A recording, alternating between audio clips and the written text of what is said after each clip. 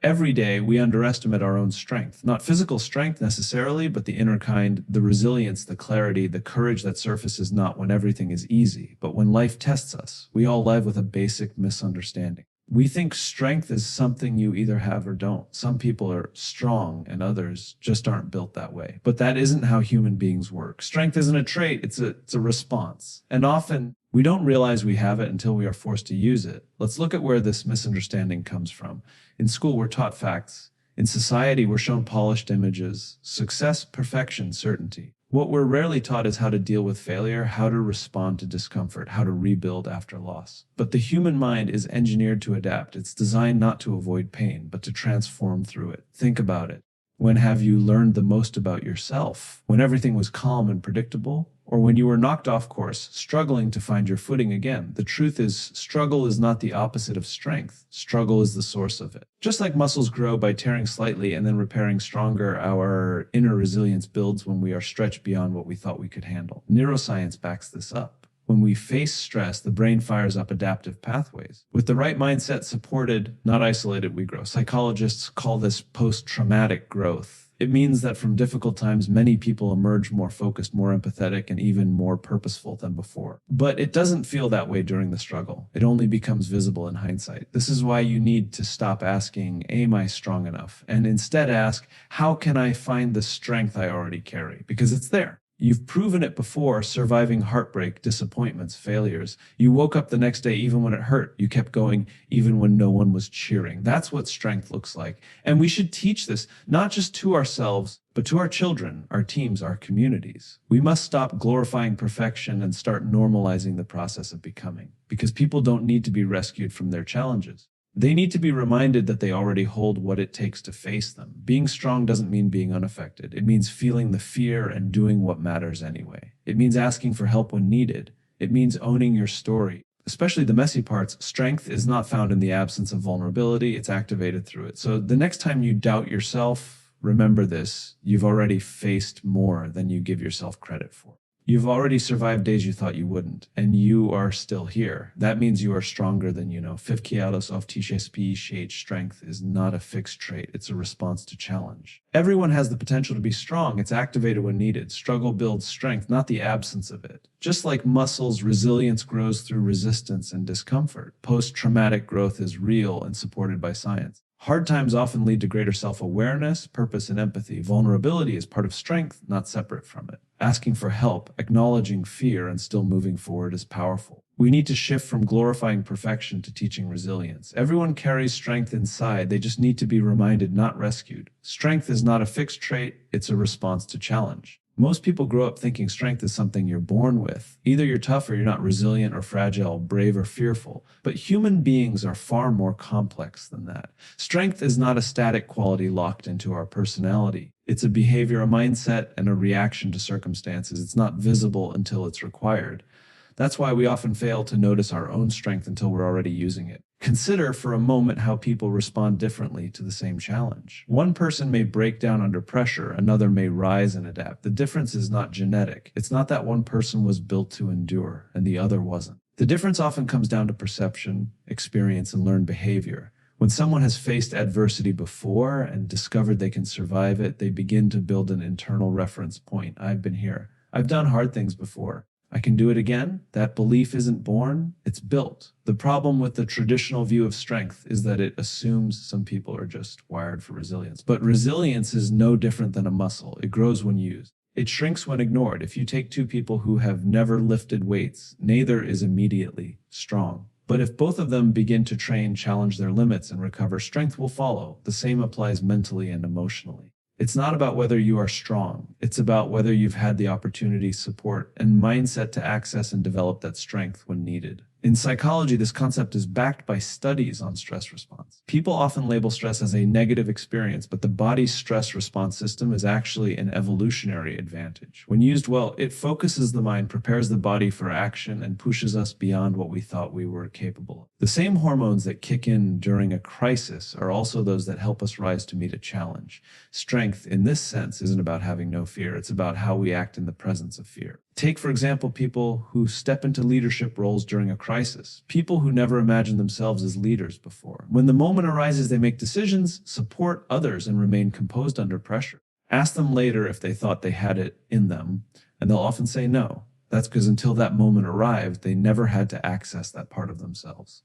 The strength was always there. It just hadn't been activated. We need to rethink how we define strong people. Strength doesn't always come with loud voices or bold gestures. Sometimes it's quiet persistence, the ability to keep going when nothing is going right. Sometimes it's emotional openness, the willingness to be honest about pain and still move forward. These responses aren't personality traits, they are conscious, practiced choices made over time. Children aren't born knowing how to handle failure. But watch how a child falls off a bicycle over and over and still gets up. Eventually, they learn that falling isn't the end. They learn they can adapt, balance, and overcome. That's not about talent. That's an early lesson in resilience. Adults often forget that growth process. We start to believe that if something is hard or uncomfortable, we aren't meant to do it. But discomfort is the very arena in which strength is tested and revealed. When people face financial loss, heartbreak, illness, or career setbacks, they don't begin with all the tools they need. They figure them out on the way. They discover ways to stay grounded, seek help, build routines, reflect, and rebuild. And when they come through it,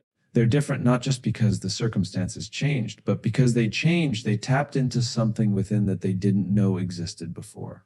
That is the clearest evidence that strength is a response, not a possession. This perspective empowers people, because if strength is a response, then anyone can learn to be strong. Anyone can practice resilience. Anyone can develop the habits of courage, clarity, and persistence. It just requires facing the challenge, not avoiding it. And when we begin to live from that understanding, we stop seeing ourselves as powerless in the face of hardship. We begin to see ourselves as people in progress, stronger each time we respond, not because we were born that way, but because we chose to rise. Struggle builds strength, not the absence of it. This concept challenges one of the most damaging assumptions we make about life, that if we were truly strong, we wouldn't struggle. That somehow strength is about being untouched by difficulty, unaffected by pressure, immune to pain. But the truth is the exact opposite. Struggle is not a sign of weakness. It's the soil in which strength grows. Without friction, there is no growth. Without discomfort, there is no adaptation. The struggle itself is what forges character, shapes resilience, and reveals potential. Human development, both physically and emotionally, follows the same principle. A muscle does not become stronger when it's comfortable. It strengthens when it is pushed beyond its usual capacity. The microscopic tears that occur in the fibers of muscle during resistance training are painful, but necessary. As the body repairs those tears, it grows back stronger. In the same way, the human spirit requires stress, effort, and discomfort to develop inner resilience. Strength is not created in moments of ease. It is revealed in the process of navigating difficulty. People often view struggle as a detour, an unfortunate side effect of a life gone wrong. But struggle is not a distraction from the path. It is the path. It is the natural, necessary process of becoming capable, wiser, more grounded. Growth does not come from information alone. It comes from experience, especially the hard ones. We don't learn how to deal with loss from a textbook. We learn it by sitting with grief, facing the silence it leaves behind, and slowly learning how to carry it. That's where emotional strength begins, not from avoidance, but from presence. When someone says they're going through a tough time, they often feel ashamed or isolated, as if struggle means they're failing.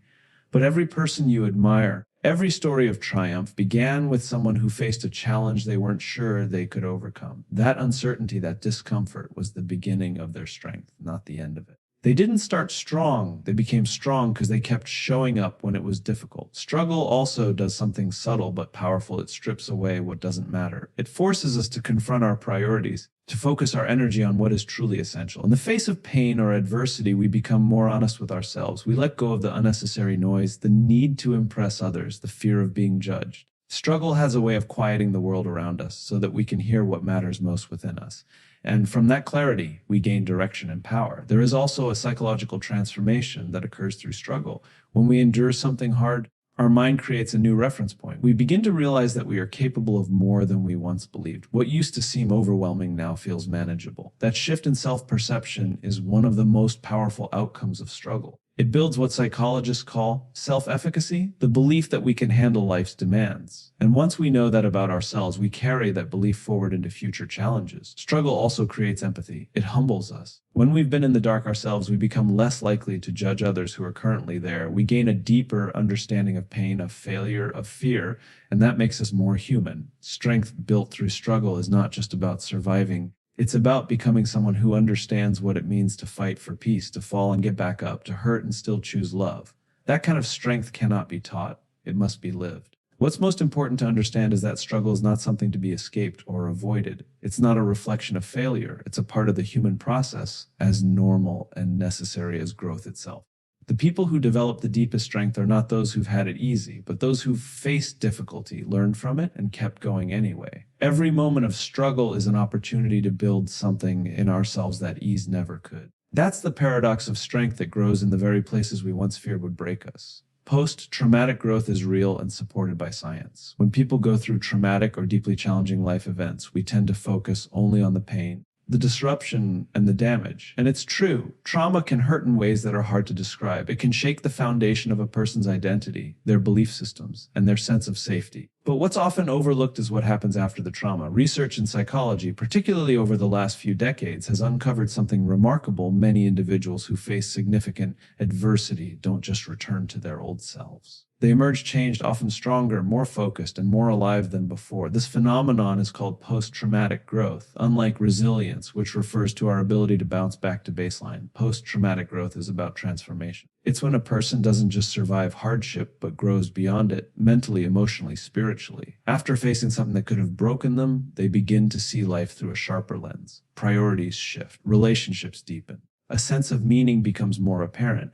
It doesn't mean they forget what happened. It means that through the process of rebuilding, they discover new layers within themselves that hadn't been needed before. The pain, while never desired, becomes part of what shaped their strength. Scientific studies have documented this across many contexts: war veterans, survivors of illness, victims of violence, individuals who've lost loved ones. While the suffering is undeniable, a consistent number of people report outcomes like greater appreciation for life, renewed sense of purpose, increased emotional depth, and more meaningful relationships. These aren't just comforting stories. They are data-backed realities observed by clinical psychologists and mental health professionals. The human mind, when given the space to reflect and the right conditions to heal, has a built-in mechanism to grow through suffering. This does not minimize the pain of trauma. Growth doesn't mean the experience was good or justified. It means that people have the capacity to make meaning from their wounds. And that meaning-making process is where strength is forged. Think of it like this. A forest that burns in a wildfire doesn't remain empty. With time, nutrients return to the soil. Life re-emerges. In many ecosystems, fire is even necessary to clear out decay and allow for new growth. In much the same way, personal devastation can sometimes open the door for a deeper form of renewal. What allows post-traumatic growth to happen is not the trauma itself, it's the way people process it. Reflection is essential. The person must wrestle with the difficult questions.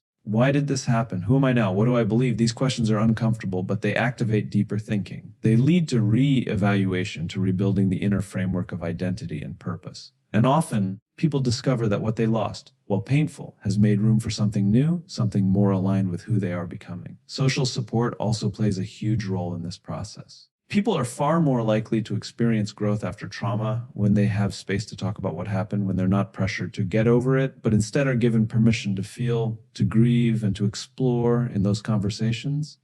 Whether with therapists, friends, or family, insights begin to surface. Healing takes shape not just through solitude, but through shared humanity. One of the most empowering realizations that comes through post-traumatic growth is the understanding that life is uncertain, but so are we. We don't know how strong we are until we're forced to find out. And when we do, it changes the way we carry ourselves. We become more rooted, more conscious of time, less obsessed with trivial things. The trauma, while never chosen, becomes a turning point. It's not the event itself that defines us, it's how we respond, rebuild, and grow afterward. There is something profoundly human about turning pain into power, suffering into story, and loss into learning. Post-traumatic growth reminds us that beneath every wound lies a seed, not one that erases the past, but one that, with care and patience, can grow into something unexpectedly strong. The science is clear, but more importantly, so are the stories. Time and again, people emerge from their darkest seasons not only intact, but awakened. Not only changed, but somehow better. Vulnerability is part of strength, not separate from it. This is one of the most misunderstood ideas in human development. For generations, strength has been portrayed as stoic, emotionless, unshakable, a kind of armor that protects us from pain or weakness.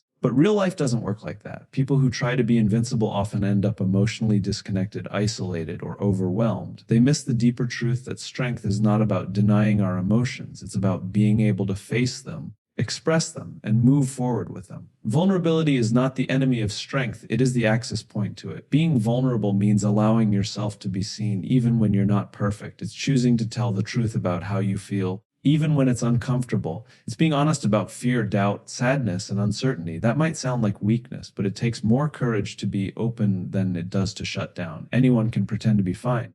Anyone can hide behind a mask of composure. But to let someone see your real self, especially when you're struggling, that requires bravery. And that's what makes it a form of strength. Vulnerability deepens connection. When you open up about your internal world, you invite others to do the same. And in that shared space, trust is built. Whether in relationships, teams, or communities, it is vulnerability, not perfection, that builds trust. People are drawn to honesty, not image. They're moved by shared humanity, not polished exteriors. This is why leaders who admit their mistakes and ask for feedback are often more respected than those who try to appear flawless. The willingness to be human becomes a bridge to deeper understanding. Psychologically, when people allow themselves to be vulnerable, they actually become more emotionally stable over time. Suppressing emotion doesn't make it disappear. It buries it in the body and mind, where it builds pressure. Eventually, it erupts as anxiety, anger, or burnout. But when we face our emotions and speak them honestly, we release their grip. Vulnerability isn't about losing control. It's about choosing honesty over avoidance. And that decision opens the door to healing, growth, and connection. There's also a direct link between vulnerability and creativity. Every new idea, every act of innovation starts with risk. Sharing an opinion, expressing a dream, launching a project. These are vulnerable acts. You could be judged, you could fail. But without taking that risk, nothing new ever happens. Strength, in this context, is the ability to try even when the outcome is uncertain. Vulnerability fuels progress, both personally and professionally, because it keeps us open to possibility. It's important to understand that being vulnerable is not about oversharing or being unfiltered all the time. It's about being real, intentional, and present. It means choosing to be honest with yourself first. Then, when it serves connection, healing, or growth, it means being honest with others. This is especially crucial in relationships. When you hide your true thoughts and feelings out of fear of judgment or rejection, you create distance. But when you share your real experience, even if it's hard to say, you create intimacy. Vulnerability is what turns surface-level connections into meaningful ones. In times of adversity, vulnerability is what allows people to ask for help. And asking for help is not weakness. It is wisdom. No one is designed to face everything alone. When people try to carry everything in silence, they often fall apart behind closed doors. But when they open up to a friend, a mentor, a therapist, they activate their support network. They move from isolation to connection. And through that connection, they find strength they didn't know they had. There's also power in being vulnerable with yourself. It's one thing to be tough on the outside. It's another to face your own inner world without denial. That means acknowledging when you're hurt, when you're scared, when you're tired, not to wallow, but to respond with compassion. People who are strong are not those who avoid feeling. They are those who feel fully and choose to keep going. Vulnerability allows you to feel, and feeling allows you to heal. Ultimately, vulnerability makes us real. It connects us to others, to ourselves, and to what really matters. It doesn't make us weaker. It makes us human. And when we lean into that humanity, we don't lose strength. We discover a deeper, more lasting kind. Courage is not the absence of fear. It is action in the presence of it. This idea goes against what many people are taught growing up. From childhood, we are often given the impression that brave people feel no fear, that confidence means having no doubt, and that strong individuals charge ahead without hesitation. But that's not how courage actually works. Fear is not a signal to stop. It's an invitation to choose. And what we choose in the presence of fear defines the kind of strength we carry forward. Fear is a normal human response. It's built into our biology to keep us safe from danger. It heightens our senses, sharpens our focus, and prepares us to respond to threats. But while fear is natural, our relationship to it is what matters most. Some people see fear as a wall they cannot pass, while others see it as a door they must walk through. The difference isn't in the presence of fear, it's in the willingness to act anyway. That willingness is called courage. And it's one of the most underrated forms of strength in human life. Courage doesn't always show up in big, dramatic ways. Most often, it's quiet and personal. It's having a difficult conversation you've been avoiding. It's speaking up when everyone else stays silent. It's walking away from something that no longer serves you, even if it's familiar. It's starting something new, not because you know it will work, but because you know it matters. In all these moments, fear is present, but so is your ability to move forward in spite of it. Courage also doesn't mean feeling ready. In fact, most courageous decisions are made when people don't feel ready. Waiting until all fear is gone usually means waiting forever. Growth doesn't happen when we feel completely safe and certain. It happens when we step into the unknown, carrying our fear with us and choosing to act anyway. That moment, when fear is loud but you step forward, is when courage is most alive. When people look back at the turning points in their lives, they rarely talk about how confident they felt. More often, they talk about how scared they were. But they did it anyway. They made the call. They showed up. They risked being seen. And because of that one act of courage, something shifted. Their life took a new direction. Their sense of self changed. They discovered strength they didn't know they had. That's how courage works. It doesn't silence fear, it changes your relationship to it. There's also a direct connection between courage and self-respect. Every time you act in the face of fear, you build internal trust. You start to believe that you can handle life's challenges, even when they're uncomfortable. That belief becomes a foundation for future decisions. Courage compounds. The more you act with it, the more natural it becomes to face uncertainty. It doesn't mean fear disappears. It means it no longer controls you. Courage influences others too. When someone acts bravely, they give others permission to do the same. This is especially true in groups, families, and teams. One person stepping into fear with integrity and openness can shift the whole culture. People often wait for someone else to go first, to break the silence, to take the risk. Courage is contagious. And when you choose it, you're not just strengthening yourself, you're setting an example of what's possible. It's important to remember that courage is not a fixed trait. It's a moment by moment choice. You don't have to be fearless to be brave. You just have to be willing to show up even when you're afraid. Sometimes courage is big and visible. Sometimes it's private and unseen. But in every case, it is a form of strength that grows stronger the more we use it. There are many things in life we can't control, but we can always control our response to fear. We can choose to let it stop us, or we can choose to walk forward with it. Courage is the ability to move, to speak, to live, not in the absence of fear, but in the presence of it. And every time we do, we prove to ourselves that we are stronger than we think. The truth is, strength has never been about perfection, fearlessness, or living a life free of struggle. It's about who we become in the middle of our hardest moments, when we rise through uncertainty, when we keep moving despite fear, when we speak truth even when it's uncomfortable, and when we choose growth over avoidance. You are stronger than you know, not because life has been easy, but because you've kept going when it wasn't. Strength lives in the act of getting back up, in the courage to face the unknown, and in the willingness to be fully human, vulnerable, growing, and brave. You don't need to wait for some future version of yourself to be powerful. That strength is already inside you, waiting to be claimed.